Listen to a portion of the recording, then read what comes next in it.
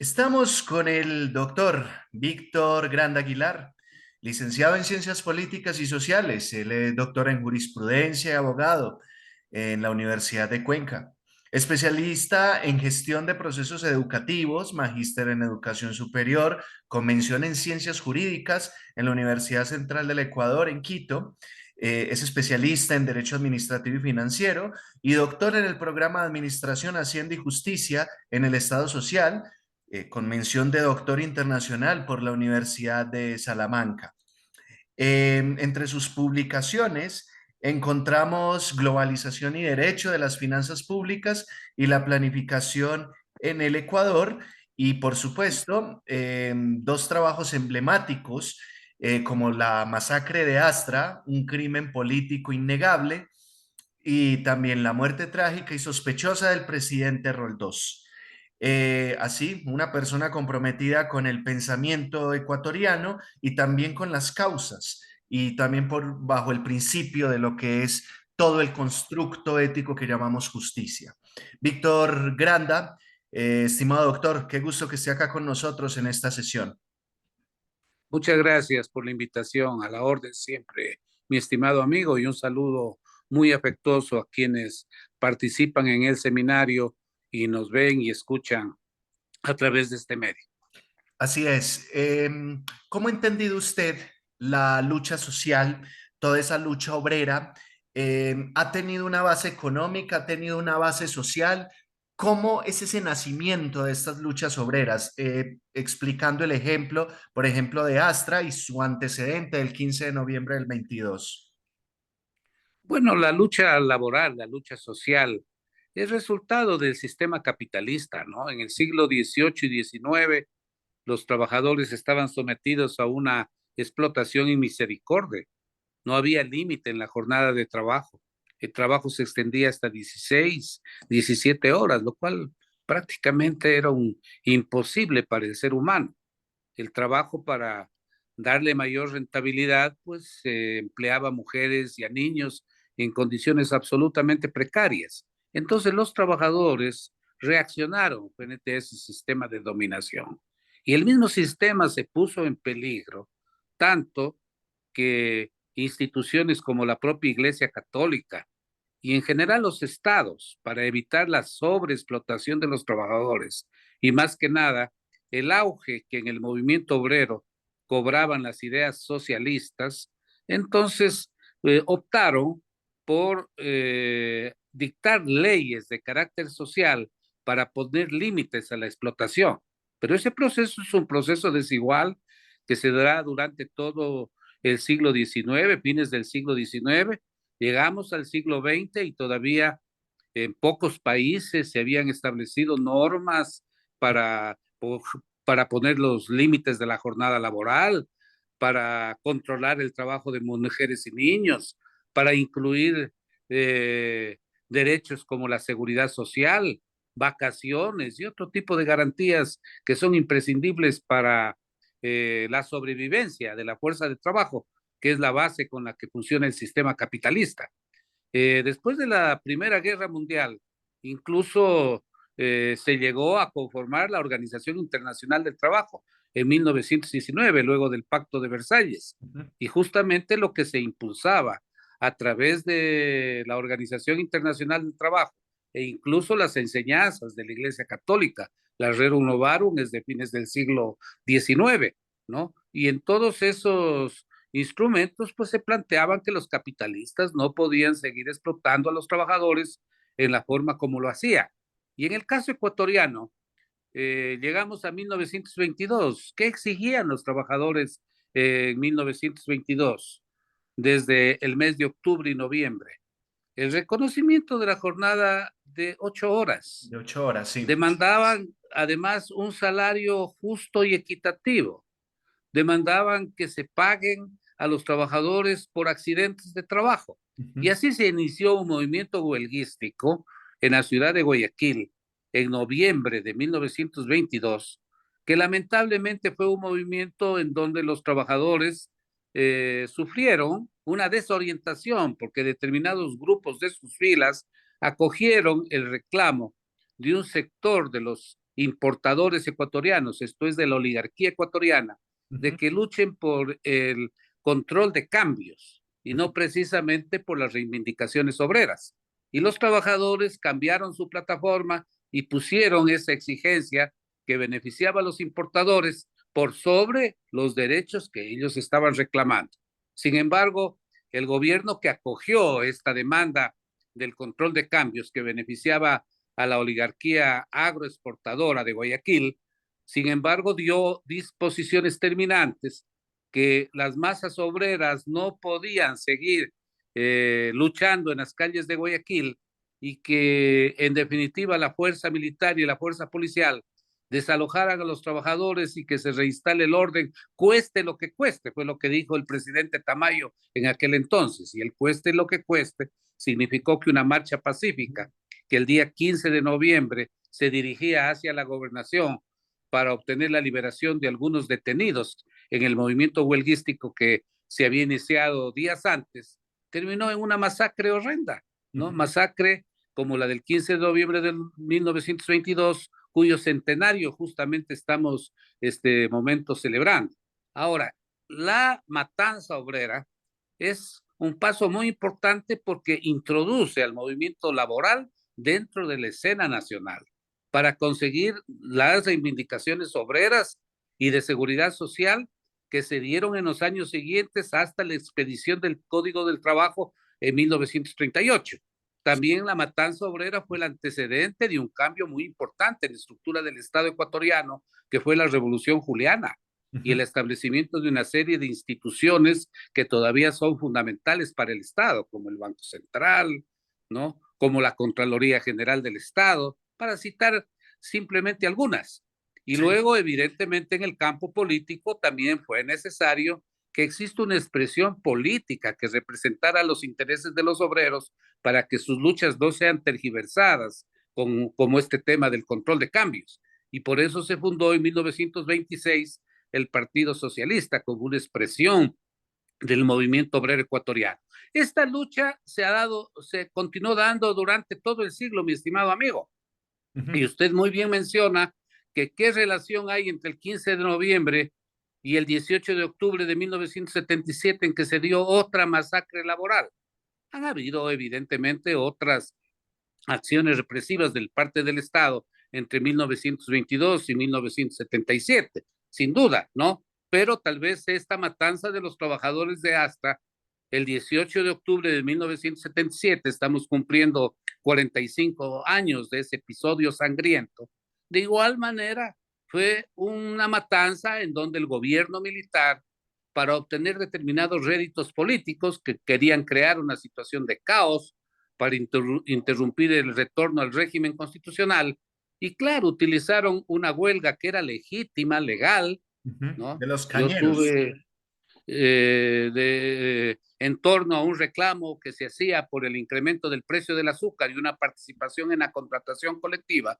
Y claro, esa lucha terminó, ¿no es cierto?, en un desalojo totalmente ilegal, ilegítimo, porque las huelgas en nuestro país desde 1919 y en adelante, no se diga con el reconocimiento de los convenios internacionales de la OIT y especialmente el Código del Trabajo de 1938, las huelgas son movimientos legítimos que están amparados por las convenciones internacionales y por Por las nuestra legislación constituciones. laboral, por las constituciones sin duda, ¿no? Y sin embargo, ¿no es cierto? El gobierno militar, a pesar de eso, de que la huelga era legal, se había dictado dentro de un conflicto colectivo, que es el único requisito que exigía la ley para que la huelga no sea declarada ilegítima, ¿no? Entonces procedieron a un desalojo violento en un lugar cerrado con un canal de riego que estaba en torno al ingenio Astra. Les dieron a los trabajadores 2 minutos para desalojar, ese momento estaban ellos merendando con sus esposas, con sus hijos, ¿no? Y se provocó, ¿no es verdad?, una muerte masiva de trabajadores en el ingenio Astra.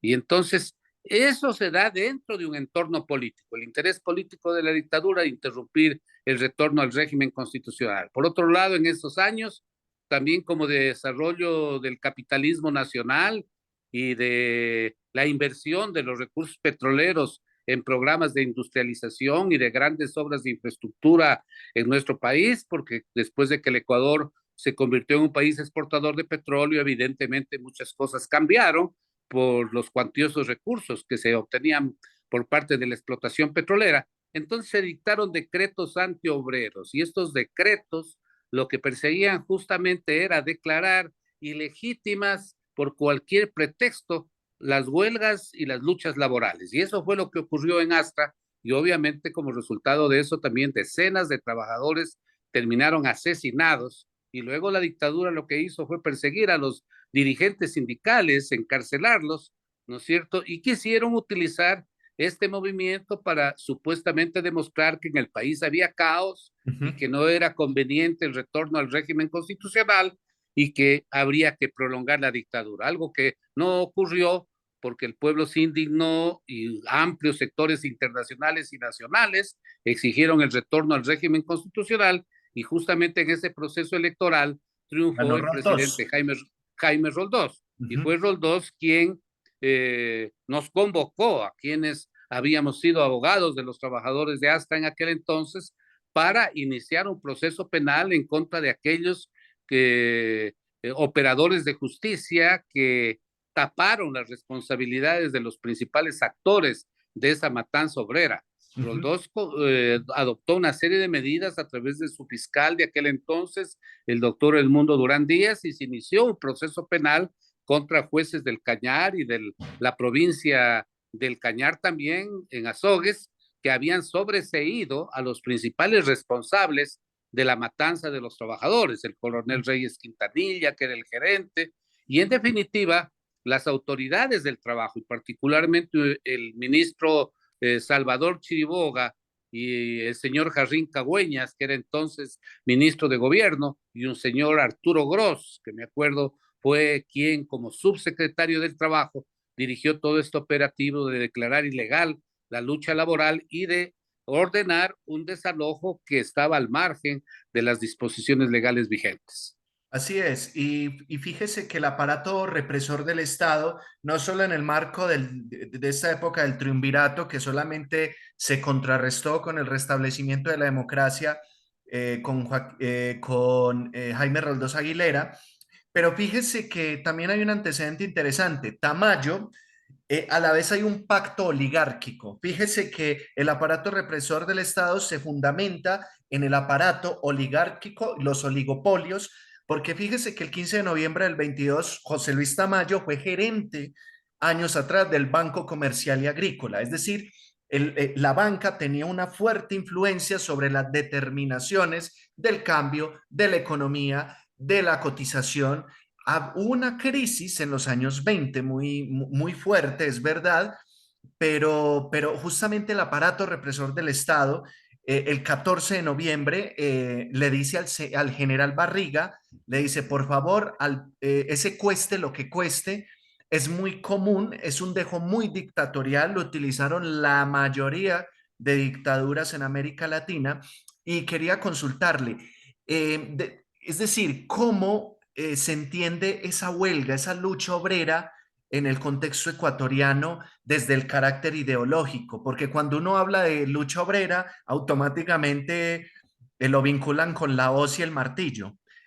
¿Cómo entender ese concepto ideológico, esa escena ideológica de lo que es justamente la lucha obrera? Bueno, hay que recordar que el 15 de noviembre de 1922 no es un proceso aislado de lo que ocurría en el mundo. Ujú. En 1917 se había dado la revolución bolchevique, no terminó la Primera Guerra Mundial, indiqué hace un momento que incluso se conformó la Organización Internacional del Trabajo en 1919, ¿no? Y luego, evidentemente, las organizaciones laborales todavía seguían luchando por reivindicaciones que ya estaban reconocidas oficialmente a nivel internacional en los convenios de la OIT. Pero el movimiento laboral, ¿no es cierto?, estaba sometido todavía a una serie de influencias, especialmente de los anarcosindicalistas, ¿no?, que más allá de una reivindicación obrera, pues lo que les interesaba era un movimiento Ujú. que tal vez incluso hasta violento, ¿no es cierto?, para lograr transformar la situación opresiva que se vivía entonces. Lo Sí, lamentable del movimiento del 15 de noviembre, insisto, es que la lucha laboral estuvo manipulada por estos intereses oligárquicos. Usted recordaba muy bien la relación de Tamayo, ¿no es cierto?, con la bancocracia guayaquileña, sí. ¿no? Tamayo fue un abogado, Liberal, de que era de la sí, corriente obviamente, oligárquica liberal, ¿no? el Partido Liberal estaba en el gobierno desde la muerte de Alfaro, Ujú. el ala plutocrática del Partido Liberal, Efectivamente. ¿no? Y esa ala plutocrática era la burguesía bancaria, agraria, exportadora de Guayaquil.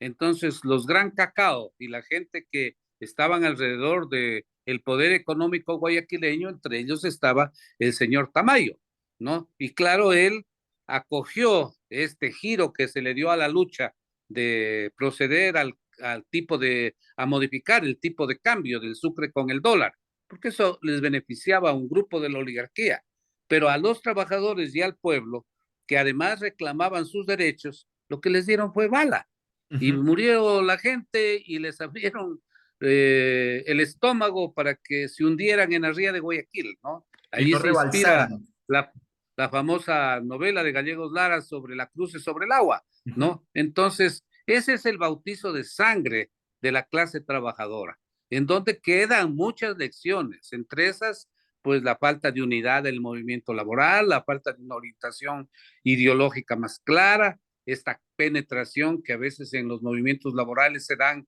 de tendencias políticas, ¿no es cierto?, que manipulan a los trabajadores y que no les permiten a estos conquistar sus objetivos, ¿no? Uno de los grandes ejemplos es este último que hemos vivido acá en el Ecuador, de la denominada Revolución Ciudadana, que lo que hizo es dividir a los trabajadores, a las centrales sindicales, crear nuevas centrales sindicales.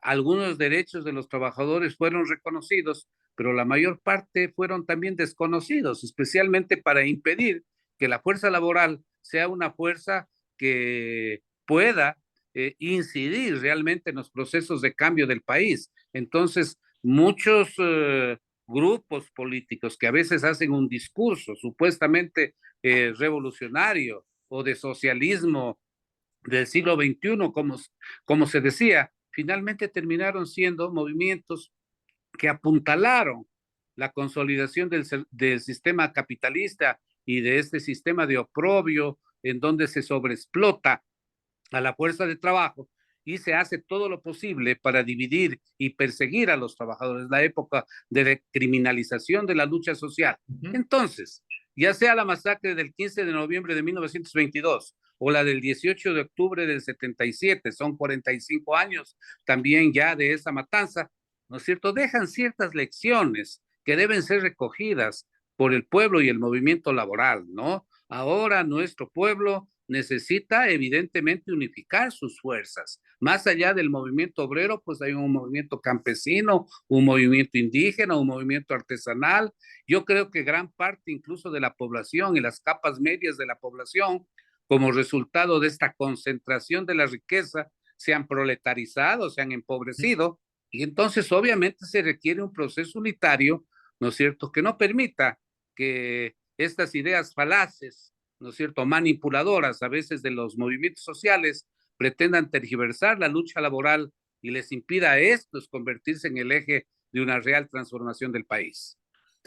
Así es, efectivamente. Y hay que entender también que la cuestión por todos esos derechos de los que hoy gozamos no fueron dádivas justamente que nos haya dado el capitalismo o el neoliberalismo, es el resultado de una lucha social, de una lucha obrera y que claramente está marcada tristemente por la sangre.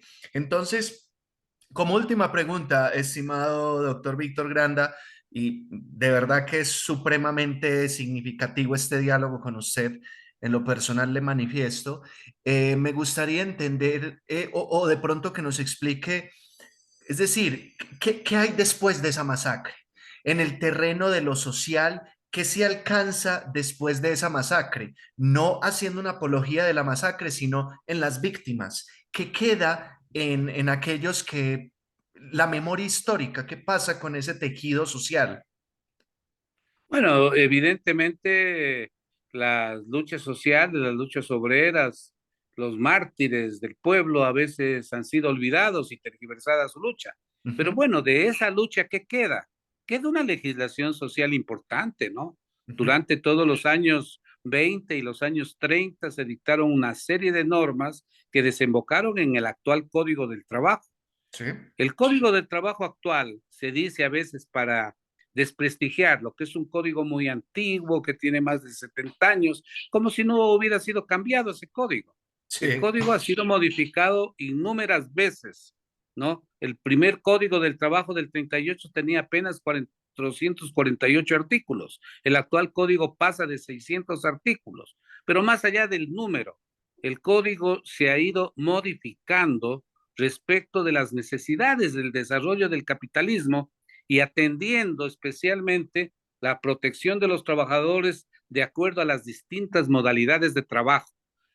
El gobierno actual plantea de que ese código solo rija para quienes ya están protegidos por él y ujú, que los trabajadores que son a medio tiempo o trabajadores que parciales. son independientes, ¿no? Se rijan por una nueva ley laboral.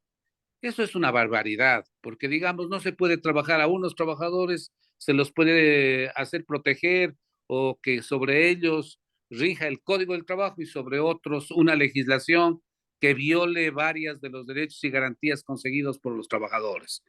Tiene que haber una sola legislación laboral. Puede modificarse, puede ajustársela, puede perfeccionársela. Y este rato tenemos dos regímenes laborales, uno para los empleados públicos a través de la ley orgánica del servicio eh, público, ¿no? Y el Código del Trabajo. Debería haber una sola legislación, como lo exigen los convenios internacionales. Tan trabajador es el trabajador del sector público como trabajador es el del sector privado.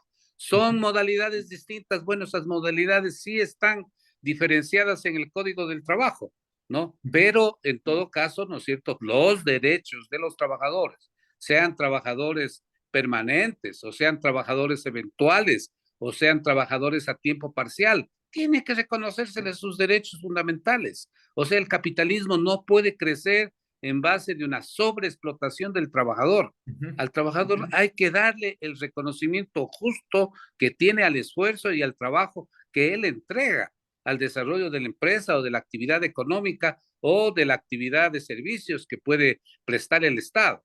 Entonces yo creo que sí nos quedan lecciones importantes a partir de esta lucha obrera que tienen mucha actualidad en el momento presente respecto, por ejemplo, a la legislación laboral, esta tendencia a vulnerar y a limitar el derecho de huelga, a perseguir especialmente a los trabajadores del sector público, de impedir que ellos puedan ejercer la contratación colectiva, la organización de los trabajadores que a lo mejor ya a este momento, por el avance del sistema productivo, no tienen una relación de subordinación directa, sino indirecta, porque son trabajadores independientes que ya no laboran dentro de la misma fábrica, sino desde fuera.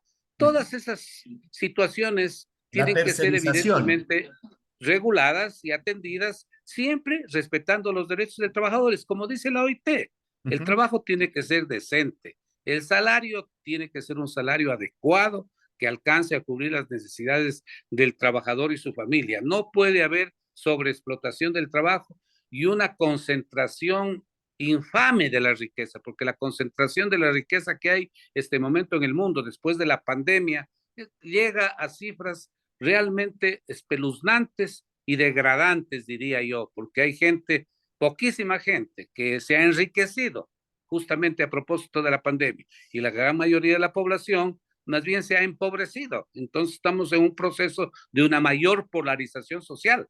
Por esa razón es que creo yo que la lucha laboral, tanto la del 15 de noviembre, la de Astra y la que realicen los trabajadores unificados a través del Frente Unitario de Trabajadores y de otras coaliciones obreras, tienen que evidentemente, ¿no es cierto?, también repensar todo lo que ha ocurrido, corregir algunos errores y enderezar adecuadamente la lucha social para que ésta permita mejores días para todos los ecuatorianos.